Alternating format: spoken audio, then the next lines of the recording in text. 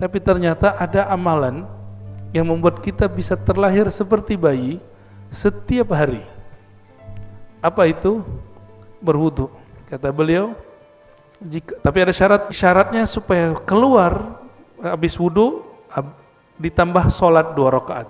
Fa in huwa qa'imun fa shalla, jika dia solat 2 rakaat atau berapa rakaat, fa hamidallahu wa athna alaih, lalu dia puji Allah, dia besarkan Allah, billadzi huwa lahu ahlun, sebagaimana mestinya Allah pantas mendapatkan pujian. Bahulillah, lalu dia kosongkan hatinya hanya untuk Allah.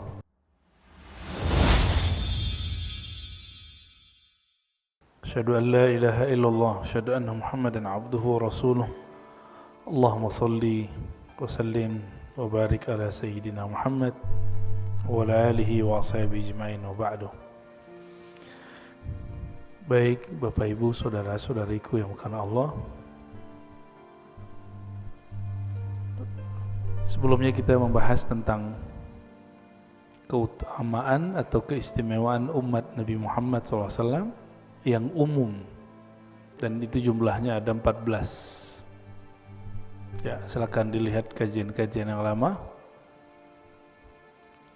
Insya Allah sekarang masuk kepada keutamaan khusus. Keutamaan khusus ini banyak, ada puluhan.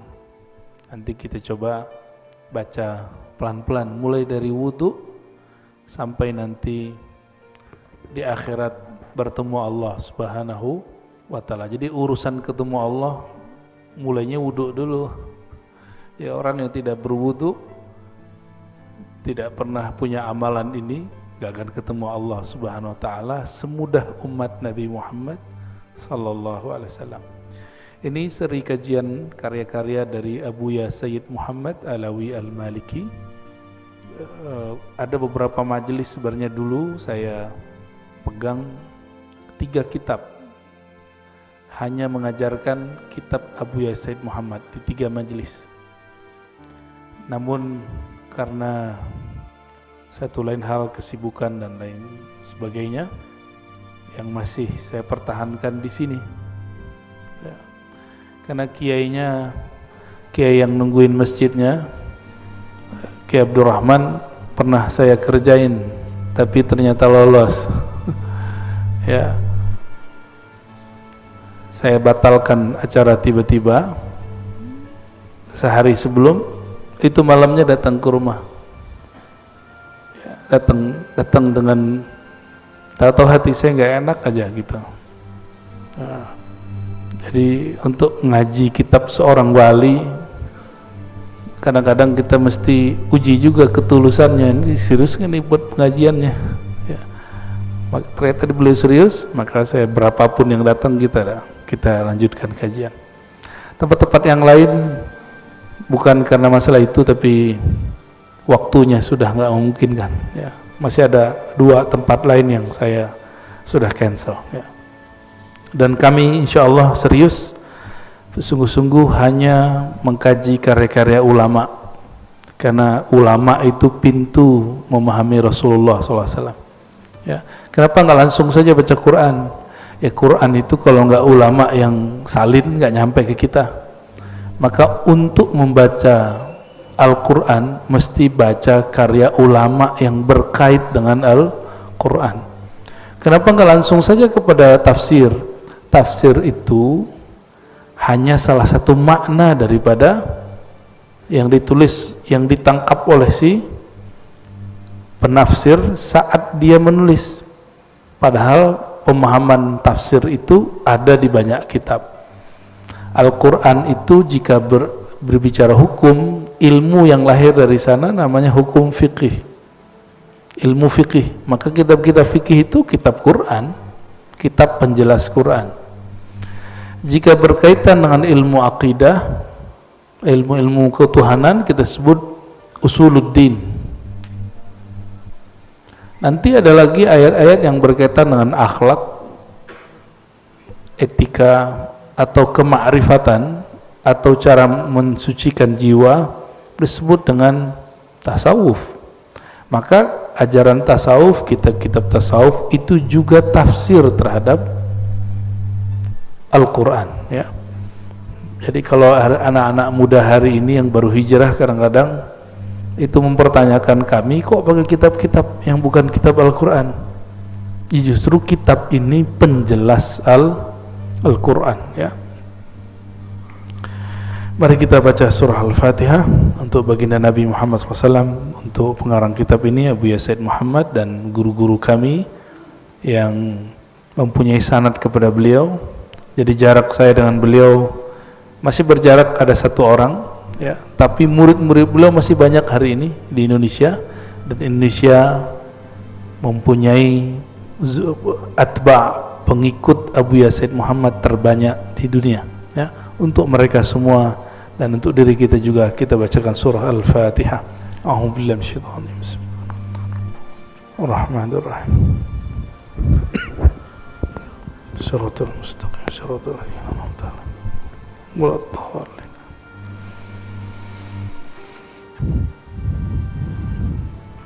Bismillahirrahmanirrahim. Wabihi qala al-muallif Abu Yasid Muhammad al-Maliki syaraful wudu wa fadluh, ya. Semoga nanti sudah ada terjemahannya, jadi teman-teman dapat mencari kitab ini. Ini biasanya ini percetakan langsung terjemahin, ya, kita ngomongin, ya. Syaraful wudu, kemuliaan wudu dan keutamaannya. Jadi beliau berbicara bukan dari sisi fikih, tapi kelebihan umat ini, umat Nabi Muhammad SAW dibandingkan umat terdahulu, dimulai dari yang kecil, yaitu wudu. Maka wudu yang kita lakukan tadi, termasuk tayamum, itu amalan yang tidak pernah ada seperti itu di amalan ulama-ulama Bani Israel. Umat-umat terdahulu nggak ada. Mereka bersuci tapi dengan cara yang berbeda. Kita baca sedikit. Wa minasyarafil ladzi dakharahu Allah Ta'ala li hadhil ummah ma'addahu min ats-thawabil jazil wal fadlil jamil alal wudu, ya. Salah satu kemuliaan yang Allah simpan untuk umat ini dan tidak diberikan kepada umat terdahulu adalah Allah memberikan rahasia ganjaran yang besar terhadap amal yang kecil dari wudu, tapi pahalanya nggak kecil gitu. Pahalanya nanti ketemu Allah. Nanti kita coba lihat, ya. Hadis pertama, semua hadis yang disebutkan di sini disebutkan sumbernya. Itu yang saya suka dari kitab ini. Man tawadda'a wa ahsana al-wudu' kharajat khatayahu min jasadihi hatta takhruja min tahti azfarihi. Orang yang berwudu lalu ahsanal wudu, bukan akmala, tapi ahsan, membaguskan wudunya. Karena menyempurnakan tidak mungkin, kita nggak bisa sempurna. Kharajat khatayahu min jasadi. Kalau orang bisa melihat secara hakikat, dia akan melihat kharajat khataya, kesalahan-kesalahan orang itu keluar dari jasadnya, hatta takhruj min tati azfari. Kalau ada yang masuk ke kuku lalu keluar, itu kotoran-kotoran yang zahir ataupun yang batin itu keluar. Begitu kata beliau di riwayat Imam Muslim, ya. Lalu di hadis yang berikut beliau menambahkan, ya, keluarnya itu kharaja min wajhihi kullu khati'atin nazara ilaiha bi'ainihi. Tadi matanya pernah memandang sesuatu yang Allah tidak ridho enggak? Atau kita melihat sesuatu lalu kita merendahkannya, atau kita berprasangka kepadanya, terbersit itu, maka di wajah ini menempel kegelapan. Gelap di sini bukan berarti kulit hitam, bukan. Gelap di sini banyak kok orang kulit hitam wajahnya bercahaya. Dalam bercahaya itu maksudnya kondisinya kayaknya menyenangkan. Nah, kalau hati kita ini gelap, maka cahaya wajah ikut gelap, ya, cahaya wajah ikut gelap.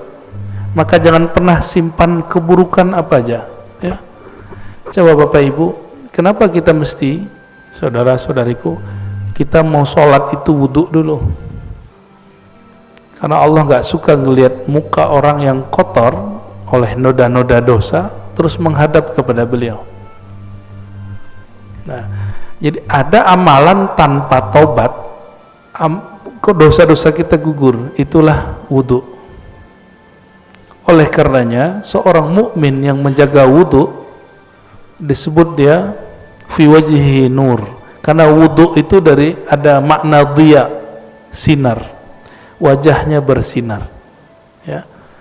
Kharaja min wajhihi, keluar dari wajahnya kullu khati'atin, semua yang kesalahan, bukan satu, semua, kullu khati'atin.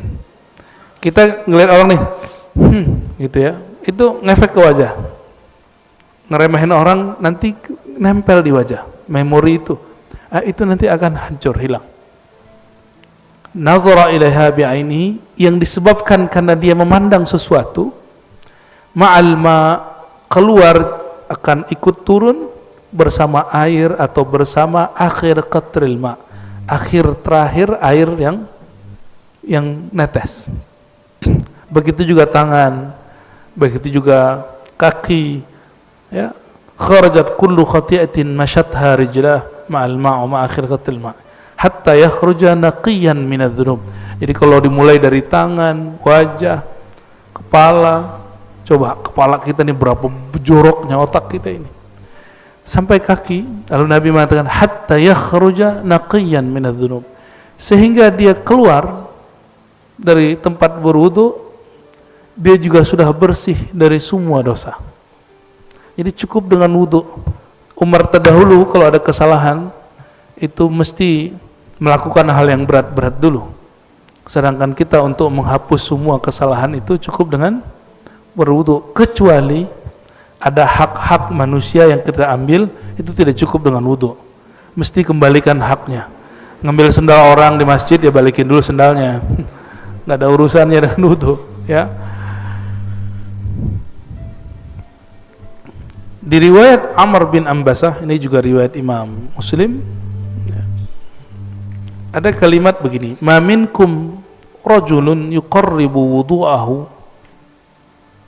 fayumadminu wa yastanshiku fayantathir illa kharrat khataya wajhi wa fihi wa khayashimihi, ya. Summa idza ghasala wajhahu kama amara Allah illa kharat khataya wajhi min atrafi lihiyatihi mal ma. Sama dengan tadi, bedanya di belakang ada kalimat fa in huwa qama fa shalla fa hamidallah wa athna alaihi majjadahu billadhi huwa lahu ahlun farra qalbuhu illa ansarafa min khati'ati kaiti yaumin ka yauma waladathu ummuh. Jadi mau diampuni seperti baru lahir, nggak mesti nunggu Ramadan. Kelamaan. Kan kelamaan tuh ke Ramadan, man shoma ramadhana imanan wa ihtisaban, itu masuk. Tapi ternyata ada amalan yang membuat kita bisa terlahir seperti bayi setiap hari. Apa itu? Berwudu. Kata beliau, tapi ada syaratnya. Dia berwudu dengan sebaik-baiknya, bukan selama-lamanya. Ini bedakan. Banyak yang berwudu lama tapi tidak sempurna. Wudu itu nggak usah lama. Wudu itu airnya nggak usah keluar banyak-banyak, karena yang buang-buang air itu anak-anak atau setan, dua aja. Ya. Airnya kenceng, terus wudunya lama, naik-naik ke atas udah basah separuh, itu anak-anak yang begitu, ya. Atau yang kedua, temannya syaitan. Innal mubadzirina kanu ikhwanas, ya. Orang mubazir itu teman setan. Air mubazir itu teman setan. Teman-teman kita di Eropa itu kaget melihat orang Indonesia Jumatan airnya itu gede-gede gitu keluarnya. Nah, itu jangan sampai terjadi. Ini kebetulan negeri kita banyak air. Coba kalau nggak banyak air, dikit Pak ngeluarin. Nabi mengatakan sallallahu alaihi wasallam, iqtasid walau kunta fi nahrin jarin. Hendaklah kamu berhemat meskipun di air yang mengalir, di sungai. Nahrin artinya sungai, sungai yang mengalir. Jadi jangan boros-boros. Ya biasa aja. Sedikit. Saya kalau wudu saya keluarin sedikit. ya. Coba nanti praktek habis ini wudu, keluarinnya sedikit. Jadi syaratnya supaya keluar habis wudu ditambah sholat 2 rakaat. Fa in huwa qam atau qaimun fa shalla, jika dia sholat 2 rakaat atau berapa rakaat, fa hamidallahu wa athna alaih, lalu dia puji Allah, dia besarkan Allah, billadzi huwa lahu ahlun, sebagaimana mestinya Allah pantas mendapatkan pujian. Wa farraga qalbahu lillah, lalu dia kosongkan hatinya hanya untuk Allah. Jadi kalau ada ajaran agama yang mengatakan kosongkan pikiran, nah itu separuh jalan sudah. Tapi mesti ditambah, kosongkan hatimu dari selain Allah, berarti diisinya cuma dengan nama Allah. Jangan kosong-kosong amat, nanti ada ngisi. Illan sarafa min khati'atihi, melainkan nanti ketika dia keluar, dia berdiri, pergilah semua dosanya, hilanglah semua dosanya seperti bayi baru lahir. Kayhaiti yauma kayauma waladathu ummu, seperti hari dia baru lahir. Nah, itu wudu yang gimana? Wudunya selalu ingat Allah, airnya tidak mubazir dan tidak was-was. Nah, jadi wudu itu jangan berulang-ulang yang was-was. Ya. Orang yang was-was, saya sampaikan kepada yang was-was yang wudunya lama, coba amalkan wudu hanya sekali-sekali. Jadi jangan 3 kali. Cobain. Jadi ada teman-teman kita yang seperti itu, kita buat latihan. Kamu hanya boleh berwudu sekali seminggu ini. Jadi dia sekali wajah, sekali tangan. Itu berat bagi dia. Setiap wudu setengah jam. Itu pas masuk masjid udah basah separuh, padahal ini sudah dewasa.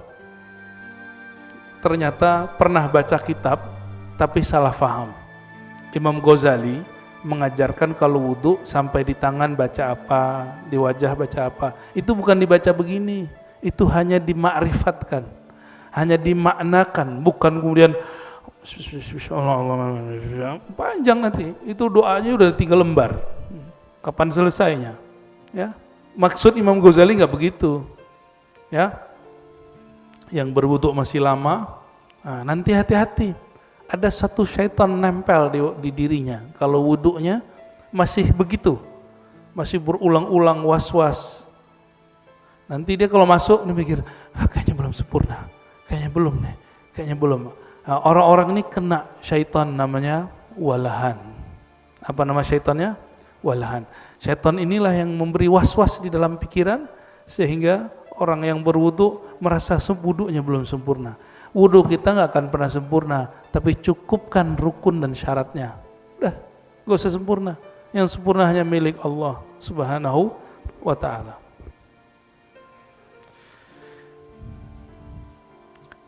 Di negeri kita sepertinya tidak terlalu berat wudu subuh, ya, benar ya. Tapi di Turki atau di negeri-negeri subtropis, di Eropa, di India di musim dingin, di Cina, termasuk di semua wilayah Arab musim dingin, itu wudu, bayangkan lagi 2 derajat, 3 derajat, 4 derajat, gimana perasaannya wudu? Ya, dinginnya luar biasa. Tapi ternyata kalau mau jadi wali Allah, salah satunya al-wudu alal makarih. Ya, annal wudu alal makarih yarfa'ud darajat. Wudu di saat kita enggak senang karena dingin, itu bisa mengangkat derajat. Ini yang disebut darajatul walayah, derajat kewalian. Ya. Ada satu riwayat, hadisnya masyhur, dari hadis inilah nama pusat kajian saya sebut namanya Ribat. Nah, di ujung hadisnya ada. Sayyidina Abu Hurairah mengatakan, Nabi SAW bersabda, Ala adullukum ala ma yamhullahu bihil khataya wa yarfa' bihid darajat. Maukah kamu aku ajarkan sesuatu amalan yang ringan, ya, tetapi Allah menghapus dengannya semua kesalahan-kesalahan dan mengangkat banyak derajat, bukan 1 derajat. Ya. Qalu, mereka bertanya, bala ya Rasulullah. Qal isbaghul wudu alal makari. Isbagh itu artinya memaksimalkan wudu meskipun sedang musim dingin atau sedang badan kurang fit. Ya. Ada nggak orang mati karena wudu? Nggak ada kan? Yang ada seger. Ya. Cuma karena orang Indonesia ini wudunya mesti basah. Padahal wudu begini cukup, Pak. Nabi itu kalau dulu wudu itu ada yang megangin. Jadi ada sahabat yang megangin, terus ada yang nampung di bawah. Cukup segini, nggak nyampe. Dapat wajah, dapat tangan, ya, tangan dapat sampai ke kepala, sampai kaki.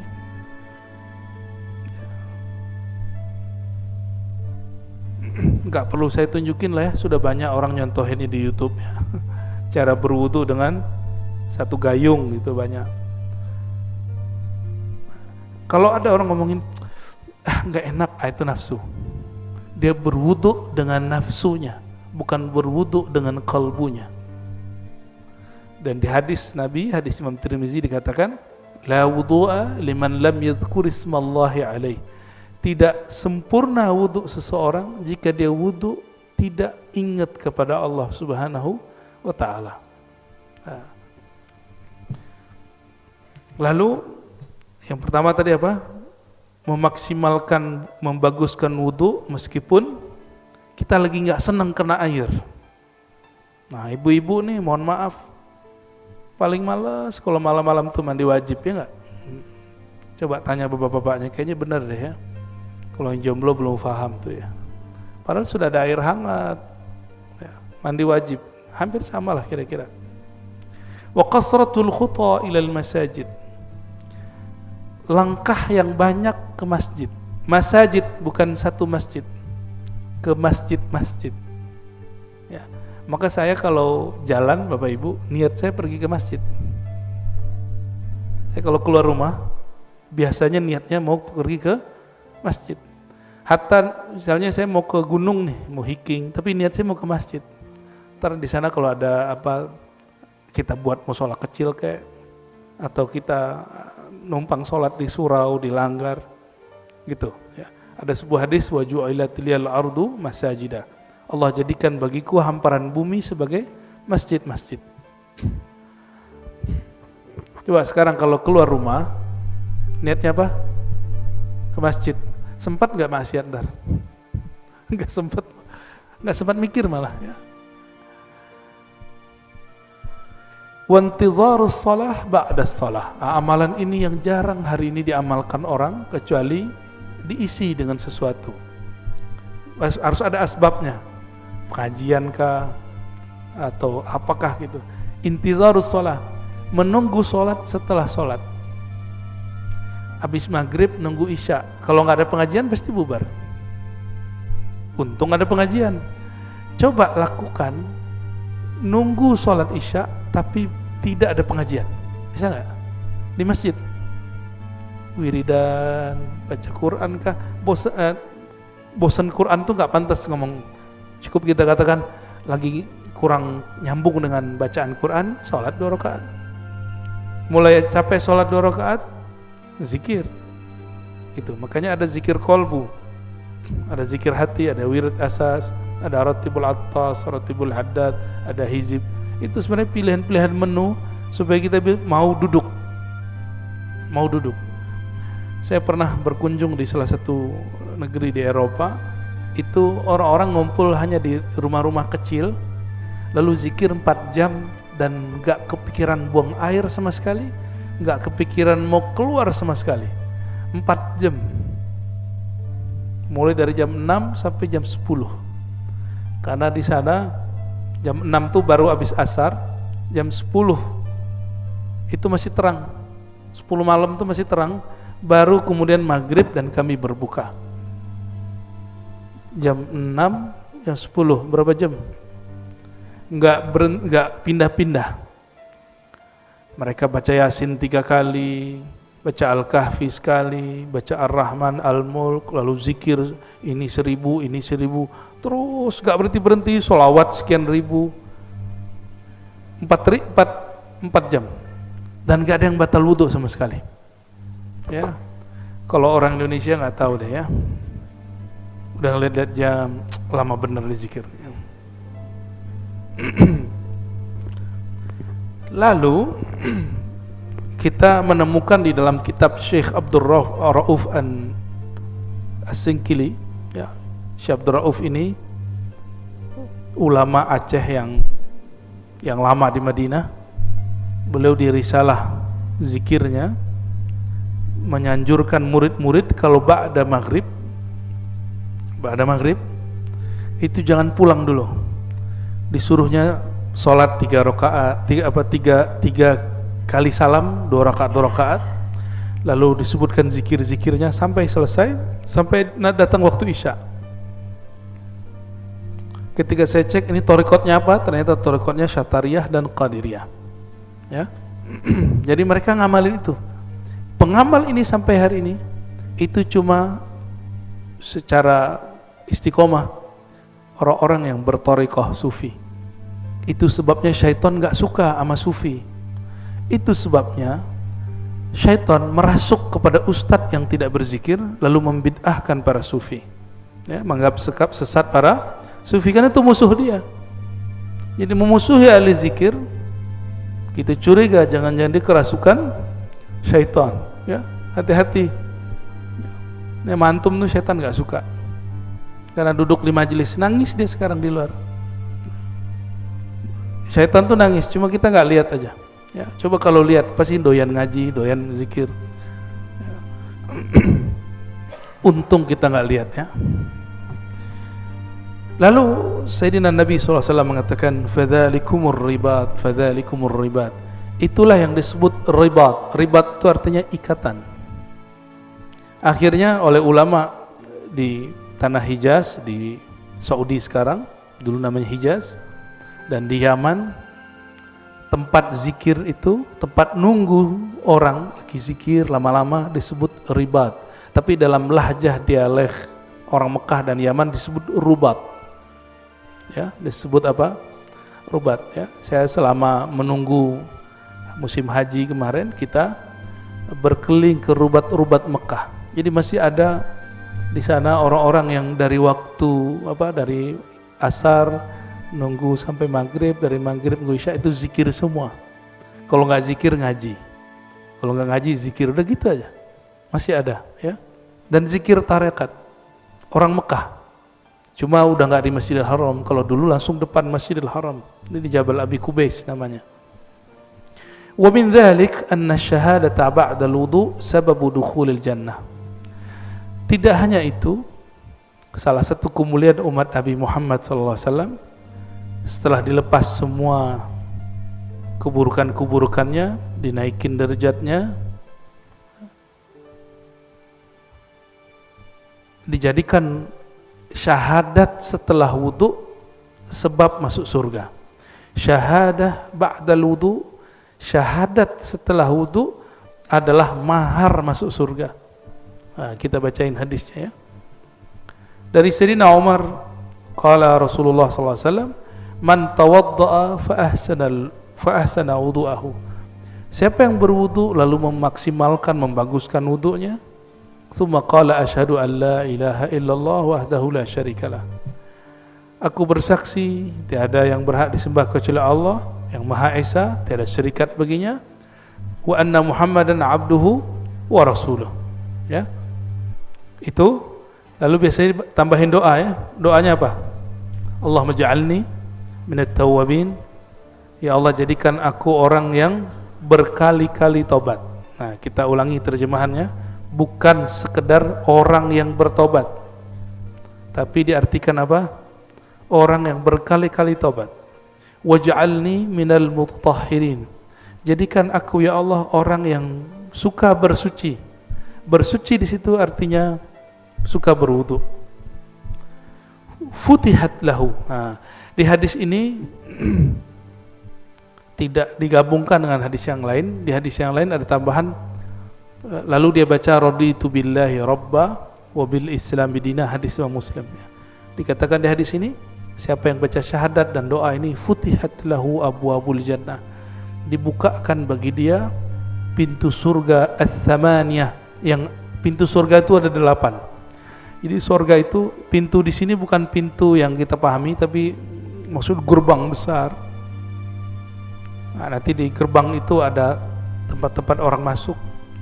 Yadkhuluha min ayyiha syaa. Dia boleh masuk dari 8 pintu besar itu, boleh pilih mana saja.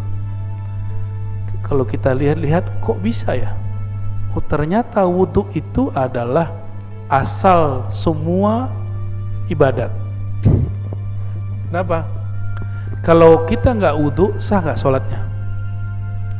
Orang nggak wudhu, baca Qur'annya nikmat nggak? Orang nggak wudhu, ngajinya pun nggak fokus. Ya, orang yang tidak wudhu juga tidak diperkenankan tidak sempurna dia melakukan manasiknya. Ya, jadi wudhu itu boleh disebut aslu kulli ibadatin, karena dia isinya bertaharah, bersuci. Ini tentang wudhu. Jadi wudhu itu apa saja kata Said Muhammad? Wudhu itu mensucikan manusia, setiap anggotanya. Cuma di sini tidak disebutkan satu rahasia, ya, karena ada yang membid'ahkannya. Kalau kita wudhu di akhir, jadi yang ngusap yang terakhir itu tetesannya minum, gitu. Nah, dan ini dijadikan sebagai amalan oleh Sidi Ahmad bin Idris al-Idrisi, seorang ahli hadis dan juga seorang ahli zikir di abad keberapa tuh ya, 1800 itu berarti abad 19 ya. Beliau mengajarkan salah satu cara untuk mengurangi porsi syaitan dalam diri. Bahkan kata sahabat saya yang dia Allah kasyafkan rahasia wudhu, kata beliau, saya gak usah sebut namanya, orang yang melakukan amal ini Allah bakar syaitan dari dalam dirinya. Wallahu a'lam bishawab. Mungkin saja, ya. Nanti dicobain Pak. Kalau wudhu, usapan yang ketiga jangan pertama. Kan yang pertama yang keluar apa? Kotoran, dosa. Yang ketiga itu sudah cahaya. Jadi yang ketiga terakhirnya baru di sisa aja di sini. Gitu. Gak usah kemudian diambil, enggak. Itu namanya minum air keran. Ya, yang bekas wudhu kita itu sudah cahaya Allah yang masuk. Cahaya itu kalau masuk, kata masyayikh kita, ini bisa mengurangi syaitan dalam diri. Was-was nanti hilang sendiri. Ya, jadi obat orang was-was wudhu itu air wudhunya sendiri. Ya, kenapa yang ketiga? Kalau Rasulullah SAW mulai dari awal wudhu sampai akhir itu diperebutkan sahabat Nabi. Karena Nabi itu wudhu nggak banyak, air segini aja. Air segini yang netes ke bawah ditampung oleh mereka. Jadi sahabat Nabi itu kalau Nabi wudhu udah begini. Kita mungkin hidup zaman sekarang kalau nggak benar cara membaca hadis, nggak benar baca akidah, sok-sok ahli tauhid seperti yang muncul hari ini, mungkin kita bilang ini Muhammad nih musyrik, sahabat-sahabat Muhammad musyrik, nggak jadi ikut Muhammad, pasti gitu. Nanti antum akan begitu kalau ketemu Imam Mahdi. Masa Mahdi begini gitu. Ya. Seperti itulah Abu Jahal, Abu Lahab ya, dia lihat kok gini amat ya umat Nabi Muhammad ini kepada Nabi Muhammad ya, gak terima mereka gak terima.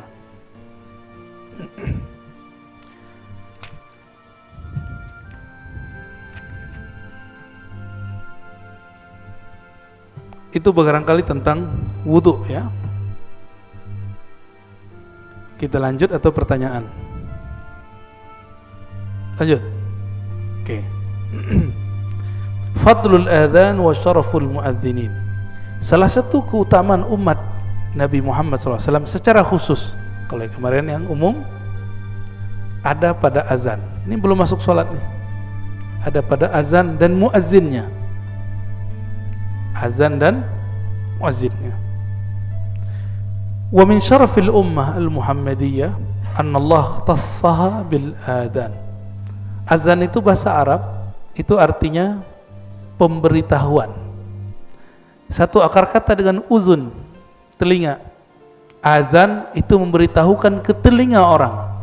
Kalau ke telinga pakai suara atau pakai merem, pakai suara, ya. Maka azan nggak bisa pakai batin. Saya azan batin nggak bisa. Mesti azannya pakai suara. Maka dulu ada sahabat, ya, namanya Abdullah bin Zaid, mimpi tata cara azan. Jadi Nabi itu nggak mau ngajarin azan langsung, tapi Nabi ingin cek sahabat-sahabatnya dapat ilham nggak. Jadi sahabat-sahabat itu dilibatkan di dalam cara untuk beribadah sosial, kan sholat azan itu ibadah sosial. Maka diberilah dua sahabat mimpi ketemu malaikat dan diajarkan cara azan. Dalam hadis Imam Abu Daud disebutkan dalam babul kitabul azan bahwa ada malaikat mengajari Abdullah bin Zaid cara azan, lalu disetor ke Nabi. Jadi tiap pagi mereka setor mimpi ke Rasulullah SAW.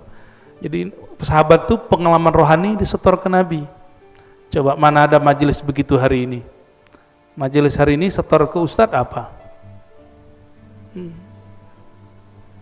Paling jelek-jelekin orang. Ya, itu amalannya gitu. Sibuk sama amalan orang aja. Nggak ada yang sibuk dengan perkembangan rohaninya. Ya. Kalau orang dulu di zaman sahabat Nabi, mereka beramal, disuruh Nabi beramal, itu nggak hanya sholat, tapi juga ada koneksi batin. Dilatih berkoneksi batinnya dengan Allah, dengan malaikat, dengan arwah-arwah yang suci. Ada caranya, dan itu bukan syirik, itu ajaran baginda Rasulullah SAW. Makanya Nabi itu doyan ke kubur, malam-malam lagi. Coba antum bayangin, kalau ada ustadz hari ini ngajak ke kuburan malam-malam gimana? Berani gak? Pasti orang bilang, itu ustadz kuburiyun. Ente berani gak ngomong gitu ke Rasulullah SAW? Ya, Rasulullah itu malam-malam Sayyidah Aisyah tidur, keluar dari rumah, kan deket, jalan sedikit beberapa ratus meter udah nyampe di Baqi. Lalu Nabi kemudian seperti berdialog dengan ahli kubur. Nabi suka begitu. Nah, itu disebut dengan berkoneksi dengan kubur. Maka Nabi mengeluarkan satu kalimat, zurul kubur fa innaha tudzakkirul maut. Ziarahilah kubur karena dia bisa memutus cinta kamu dari dunia, yaitu mengingat kematian. Orang semakin dia cinta dunia, semakin gelap cahaya wajahnya. Mau dia sudah belajar zikir sekian ribu tahun, itu iblis. Iblis 18.000 tahun dia belajar zikir, latihan zikir, gelap wajahnya. Sampai hari ini wajah iblis itu gelap, padahal sudah pernah berzikir 18.000 tahun. Maka jangan andalkan wirid-wirid kita. Yang kita andalkan adalah ma'rifat kepada Allah, ma'rifat kepada Sayyidina Nabi SAW. Dan ma'rifat itu kalau nambah pasti tambah merendah, bukan tambah meninggi. Ya, bukan merendah tapi meninggi.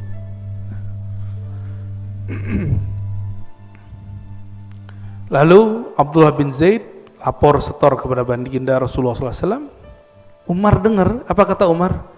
Loh, kok mimpi kita sama? Kok pengalaman rohani kita sama? Anaknya Umar, namanya Abdullah bin Umar radhiyallahu taala anhum ajma'in, itu melihat sahabat-sahabat hampir setiap pagi setor mimpi malaikat, ketemu malaikat. Jadi sahabat-sahabat itu interaksi dengan malaikatnya sering sekali. Horor nggak begitu, Pak? Atau mau? Ntar dituduh halu lagi sama orang ya. Tapi kalau ingin rohaninya naik, ada ilmunya itu. Ada ilmunya semua. Karena nanti Dajjal itu bisa menguasai alam.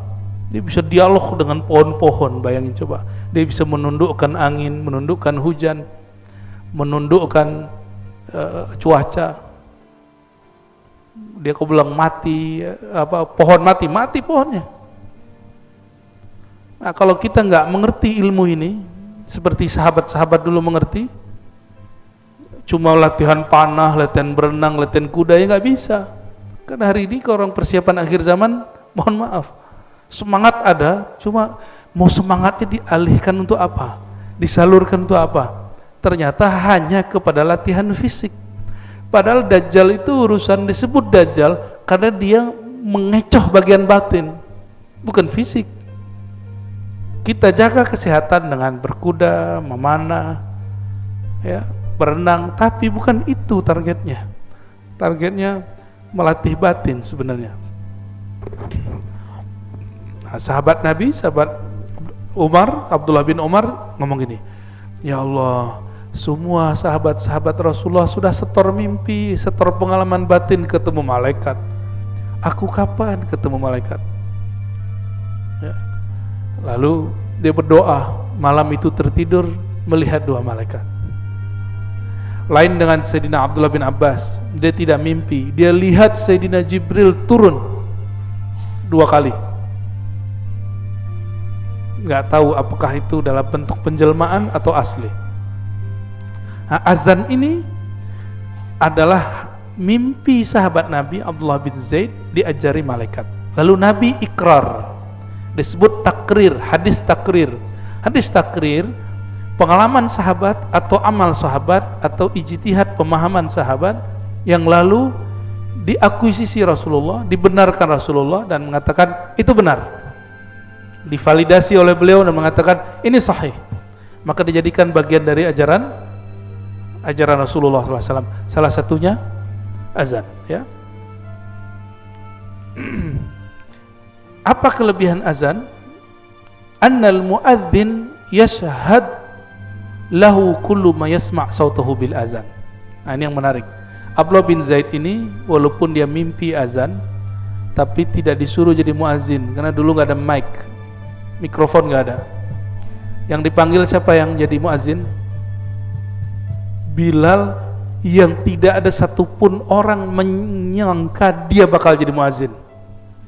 Orang hitam legam itu kalau kayak gini baru kelihatan pas dia senyum. Gigi, nah itu baru kelihatan dia. Bilal bin Rabah. Nah, akhirnya ini orang malah menjadi orang penting. Bayangin coba, kulit hitam penting. Begitu Rasulullah membuat siasat, nggak mesti orang yang dapat pengalaman itu dia yang beramal. Yang beramal siapa? Bilal. Kata Nabi SAW, fa innahu arfa' sautan wa anda. Hadis Imam Abu Daud. Orang ini, si Bilal ini suaranya lebih kenceng, nggak perlu pakai mikrofon dan lebih merdu. Kalau Abdullah bin Zaid azan yang dengar cuma 10 meter ke belakang, ke depan, terus suaranya bikin telinga kita cepat mau jauh-jauh gitu. Ada tuh orang azan dan kita nggak kuat dengernya, cepet-cepetlah beres gitu ya. Ya, waktu saya dulu nyantri itu ada beberapa orang kalau azan itu pesantren getar Pak. Karena suara dia getar, Allahu Akbar, Allah. Tapi nggak ada lagi yang azan, yang suara-suaranya bagus, pada gengsi semua azan. Ya sudah, orang begitu azan. Nah, orang yang muazzin ini, enaknya sekarang ada mic, yashhad lahu kullu ma yasma' sautahu bil azan. Benda apa saja, makhluk apa saja yang dengar suara dia, itu akan menjadi saksi nanti di akhirat untuk keringanan dia dan keselamatan di akhirat. Jadi Bapak Ibu ini hati-hati sama muazzin, ya. Maka muazzin yang tidak bertarif itu muazzin yang bisa kasih syafaat nanti. Tapi kalau muazzin ngambek, nah, minta, saya pengen digaji. Beda kalau masjid ingin ngasih, tapi tidak sebagai gaji. Ya. Ada tuh merbot masjid ngambek masalah gaji, banyak Pak. Padahal jadi merbot masjid, ente jadi waliullah. Ya nggak usah mikirin masalah itu, nanti ada aja rezeki. Ya. Orang kalau sudah ngurus masjid, yang perhatian sama dia bukan hanya manusia, Allah perhatian sama dia. Karena dia bersihin masjid. Dalilnya apa? Seorang perempuan hitam legam juga, udah tua, udah berapa hari nggak dilihat Rasulullah SAW di masjid. Hadis Sahih Bukhari dan hadis Muslim. Nabi tanya, mana nih orang mak-mak tua yang biasa bersih-bersih masjid? Lalu para sahabat mengatakan, wahai Rasulullah, beberapa hari yang lalu meninggal, lalu kami kubur. Meninggalnya kapan? Malam hari langsung kami kubur, saking orang ini nggak penting menurut para sahabat. Lalu Nabi keluar mengatakan, daluni ala qabriha, tunjukkan aku kuburnya di mana. Sahabat bingung, kok sepenting apa orang ini? Lalu Nabi sholat qadha, namanya qadha jenazah. Jadi sholat jenazah itu nggak mesti di masjid, bisa di rumah, bisa udah dikubur lalu kita sholat, kan nggak pakai ruku, maka boleh sholat qadha jenazah dikubur. Tapi kalau ada ruku baru makruh sholat dikubur, ya. Maka Nabi sholat dikubur, sholat jenazah qadhaan, dan beliau mengajarkan kepada sahabat bahwa kalau ada orang ngurusin masjid, mungkin kamu nggak perhatikan dia, tapi kekasih Allah, orang nomor satu di alam semesta, perhatiin dia. Berarti orang penting itu bukan? Cuma fisiknya jelek, tapi batinnya indah. Ya, untuk apa badan bagus tapi nggak mau memperhatikan masjid Allah? Ya. Dulu masjid itu tidak hanya tempat sholat, tapi tempat ngaji, begini. Ya, pesantren itu sebenarnya masjid semua itu tempat. Cuma pesantren kan sudah enak, sudah berbayar. Ya. Kalau masjid nggak ada orang yang perhatikan, ya nggak jalan. Ya. Maka mohon ya berbaiklah kepada muazin, pada imam-imam, ya, supaya imam-imam dan muazin itu nggak perlu riya, ya, nggak perlu mensudes-sudeskan suaranya supaya orang cari perhatian dia, ya. Cukup dia berkhidmat, suara orang yang tulus itu suaranya indah. Ya. Lalu Nabi SAW bersabda dalam hadis Abu Sa'id, riwayat Imam Bukhari, nah, mungkin ini saja yang kita baca untuk bab azan. La yasma' mada sautil muadzin jinnun wala insun wala syai'. Tidaklah mendengar mada, ya, sejauh mana suara muazzin itu sampai, tidaklah sampai suara itu kepada jin. Oh, jin bisa dengar, ya, apalagi ins, manusia, ataupun syai', benda yang kita anggap benda mati. Illa yashhad lahu yaumal qiyamah, kecuali semuanya menjadi saksi dia pada hari kiamat. Semua orang ngomong, wahai Rasulullah, itu orang dulu ngajak kami sholat tapi kami nggak datang. Annahu yashhad lahu kullu ratbin wa yabisin. Di riwayat lain, di riwayat Abu Daud ditambahkan, bahkan jika ada pohon-pohon, kalau dulu kurma yang kering atau basah pun, atau daun kering, daun basah pun, semuanya menjadi saksi bahwa orang ini pernah azan bersyahadat kepada Allah SWT. Dan nanti di akhirat yang mahal itu, siapakah saksi kita kalau kita bersyahadat? Jadi ada orang yang saksinya adalah dirinya sendiri, maka Allah minta kamu cari persaksian, siapa yang menyaksikan kamu dulu bersyahadat.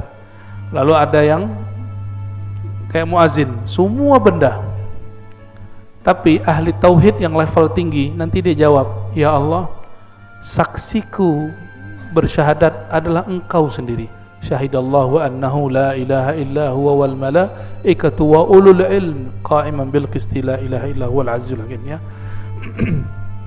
Berdasarkan ini maka disebutkan di ujung hadis, ya, lau ya'lamun nas ma fid nida. Ini kekhususan umat Nabi Muhammad SAW. Seandainya orang tahu rahasia azan, wasafil awal, dan saf pertama, summa lam yajidu, lalu mereka nggak dapat. Jadi mereka mau azan tapi udah ada yang azan, mau dapat saf pertama tapi sudah ada yang duduk. Illas ayastahimu lastahamu alaih. Kalau boleh mereka pasang saham dulu sebelumnya, gitu, untuk bisa duduk di bayar dulu. Mereka mau bayar, begitu.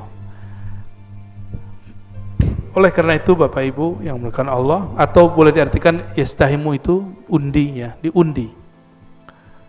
Salah satu kelebihan umat ini yang tidak ada pada umat yang lain adalah azan, ya.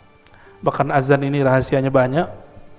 Kalau ada orang diganggu oleh makhluk-makhluk gak jelas yang gak tampak, kita gak punya ilmunya, azanin telinga dia. Jika benar itu jahat, pasti pergi. Tapi kalau itu penyakit jiwa, bawa aja ke rumah sakit, nggak akan berubah-ubah. Tapi jika ada memang, karena jin ini bisa mengalir pada darah, diazanin pasti disembuh. Tapi kalau orang stres bisa nggak? Ya, jadi ada orang kesurupan karena stres, ada kesurupan karena gangguan makhluk halus.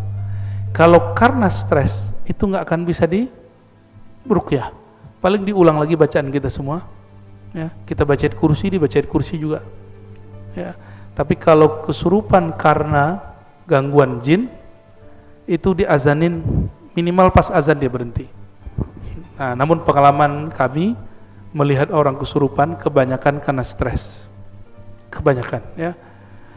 Wallahu a'lam bishawab. Semoga ini diberkahi Allah Subhanahu wa taala. Ada pertanyaan? Apa cukup? Cukup ya? Oke, ada satu. Silakan.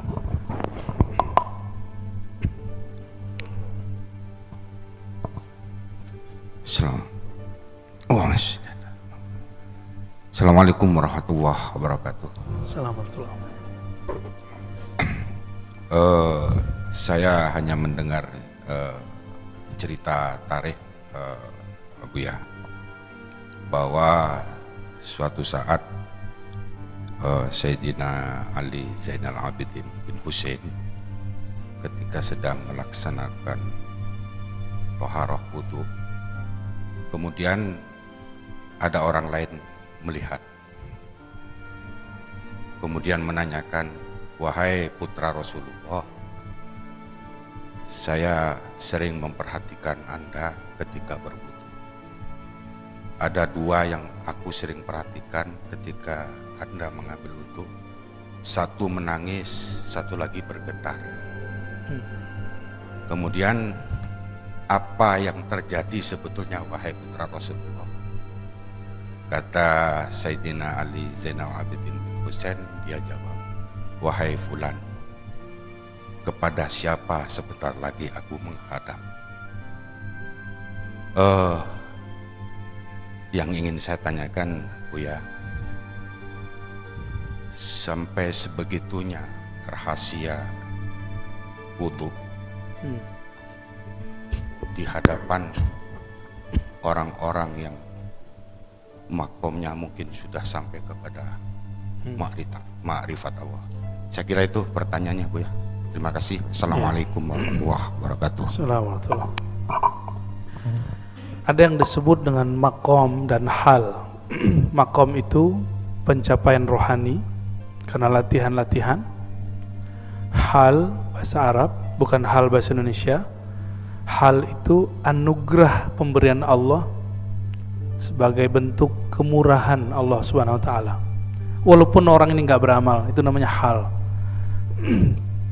Sedangkan Sayyidina Ali Zainal Abidin tadi, cucu Sayyidina Ali, beliau mengalami hal namanya halul buka wal khauf, rahasia. Jadi beliau ketika wudu itu ada rasa terharu, ada rasa takut kepada Allah SWT, mau ketemu Allah. Tapi ada keadaan lain, yaitu asyauq ilallah, rindu. Orang kalau rindu nangis gak? Ibu-ibu ini kalau rindu nangis. Kalau bapak-bapak ini kalau ngerindu ngelindur. Kalau nggak ngerokok gak jelas gitu ya.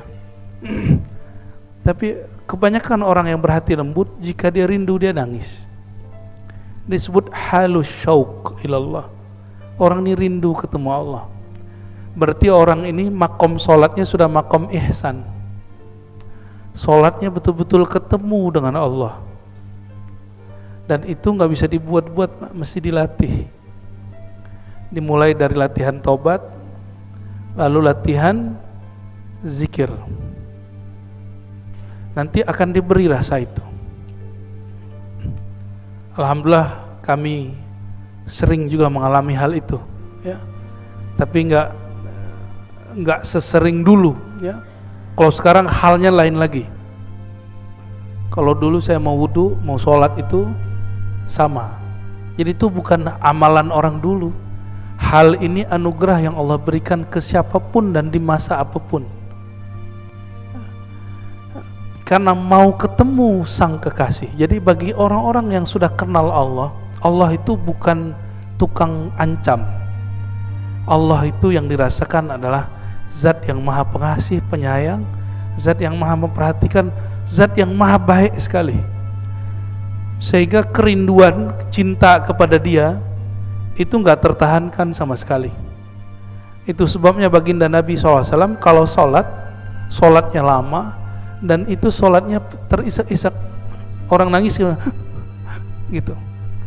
Secara fikih, ulama fikih kan lucu. Ulama fikih ini nggak semua dapat rasa ini, ngeluarin hukum bab mengenai bahwa terisak-isak tidak membatalkan sholat. Nah, ini lucunya ahli fikih sebagian, kayak gitu nggak usah dikeluarin hukumnya. Ya, tapi saya baca kitab fikih, bagi saya lucu. Ya. Ini bukan untuk dihukumkan. Ini bab tentang rohani. Ya, mungkin ada orang ketawa kan batal Pak sholatnya. Kalau senyum enggak? Kenapa? Ada orang senyum lagi sholat yang dia lihat alam lain. Gitu. Agak pluralis. Anaknya namanya Muhammad Maksum. Itu ngamalin sunnah Pak. Ngamalin sunnah itu mulai dari bangun tidur sampai tidur lagi. Tidurnya pun menyesuaikan diri dengan sunnah. Suatu kali dia gak pernah tinggal sholat jamaah, masuk masjid lupa kaki kirinya dahulu. Ketika melangkah kedua ketiga, dia lihat kakinya, kenapa kaki kiriku langsung masuk ke masjid Baitullah. Maka dia tersan 3 hari 3 malam gak bangun-bangun. Orang dulu begitu. Adakah hal itu sekarang? Masih ada. Cuma itu biasanya baru dizohirkan kalau orangnya meninggal. Maulana Muhammad Maksum baru dikisahkan itu setelah dia wafat. Wafat baru ditulis manaqibnya. Ya. Jadi hal-hal begitu ada memang, ya. Dan itu tidak dibuat. Mereka memang ahli ma'rifatullah, kenal kepada Allah. Kenal kepada Allah bukan masalah jumlah sholatnya banyak, tapi memang kolbunya, ruhnya mengetahui sifat-sifat Allah Subhanahu wa ta'ala. Barangkali itu Bapak Ibu, udah jam 9 ya. Kami mohon izin, semoga kajian ini Allah berkahi. Bapak Ibu yang hadir ikut mendapatkan kemuliaan yang ditulis di dalam kitab ini. Amin ya rabbal alamin. Kita tutup dengan kafar majlis. Subhanakallahumma wa bihamdika asyhadu an la ilaha illa anta astaghfiruka wa atubu ilaik. Wa sallallahu ala sayyidina Muhammad. Assalamualaikum warahmatullahi wabarakatuh.